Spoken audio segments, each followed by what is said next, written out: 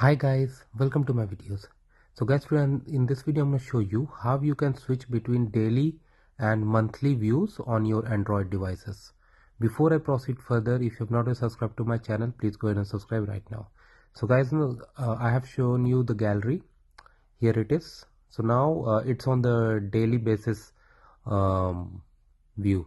You see today, yesterday, and whatever. Now what you have to do, if you use your two fingers, tap on the screen and just bring it closer, you see it's going for monthly.